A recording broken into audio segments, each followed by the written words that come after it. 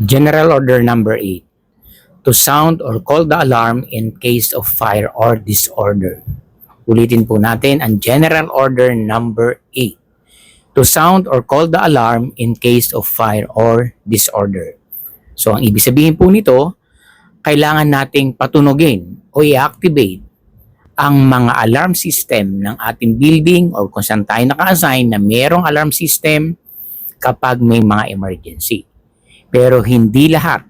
Ibig sabihin, i-assist natin. Ano ba yung bigat? Hindi agad na kapag kami emergency, nagsabi, patunugin agad. So, hindi po ganun ibig sabihin nito, ha? Kumbaga, i-assist natin. Kailangan na ba mag-general alarm? So, dapat, tayo mga security personnel, just in case na mayroong sunog, check muna natin.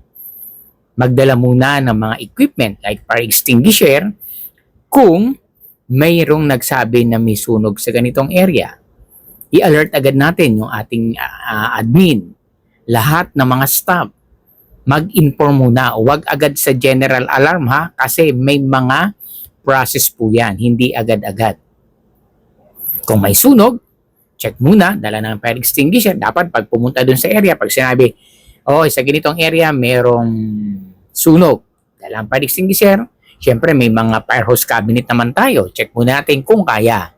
Ngayon, pag talagang hindi na kaya, kailangan ng tumawag sa mga kalapit na fire station, tsaka tayo tumawag. Tawag muna. Pag talagang hindi na kaya, tsaka na tayo mag-general alarm at para i-assist yung mga tenant natin. Kaya nga meron tayong mga tinatawag na fire drill kasi doon ina-assist kung kailan tayo mag-general alarm. Kasi kung maliit na sunog pa lang naman yan, mag-general alarm ka, baka mag-trigger to rin, magkaroon ng panic, magka-problema tuloy ng malaki. So, hindi agad-agad. Kaya nga, may mga drill tayo. May mga proseso po yan. Okay? So, ganun po hindi ibig sabihin na ng General Order Number 8 na to sound or call the alarm in case of fire or disorder. Ano ba yung fire? Tingnan natin kung talaga bagang manageable pa naman yan, baka tayo mag-general alarm. Di ba? Kung pwede namang tayong mga staff, tayong mga ERT team or emergency response team na kaya nating iapula muna yan na hindi na tayo tumawag pa ng mga bombero. So, ganun po ang ibig sabihin nito. So, kaya kailangan palagi po natin panatilihin yung safety ng building natin, ng area natin. Sabi nga, prevention is better than cure. Ang mga equipment, mga general alarm, maganda meron tayo niyan. Pero mas okay na hindi natin magamit yan.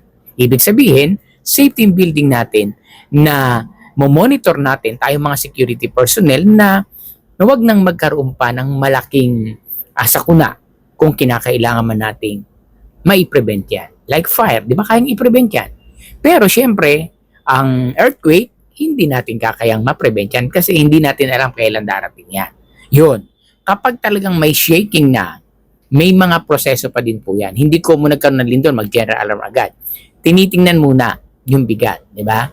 Okay, so ina-assist po yan. Makikita yan, meron tayong mga seismic monitoring sa lindol na kapag ka merong mga ganitong bigat ng pagyanig, makikita po yan ng seismic natin, sasabihin ng ating management na pag ganito na ang gumalaw ang ating seismic, automatic mag-general alarm na. Okay, so kaya sobrang napakahalaga po nito kasi minsan sa pagmaling gamit natin ng mga equipment, minsan ito pa yung nagiging dahilan para magkaroon ng mas malaki pang problema compared doon sa nangyari. Kaya ugaling po nating magkaroon ng mga training, lalo po ngayon, di ba, nagkakaroon na tayo ng mga fire drill sa mga company. So, lagi tayong umattend po ng mga seminar para higit maiwasan yung pagkakaroon ng panic. At palaging presence of mind, just in case na magkaroon ng mga emergency. Hindi natin maiwasan yung kaba, yung panic attack, pero sabi nga kapag may training tayo, yung attack yung panic na yan, less po yan. Magkakaroon po tayo ng maayos na pagpapatupad, especially po sa pag-activate po ng ating mga alarm system.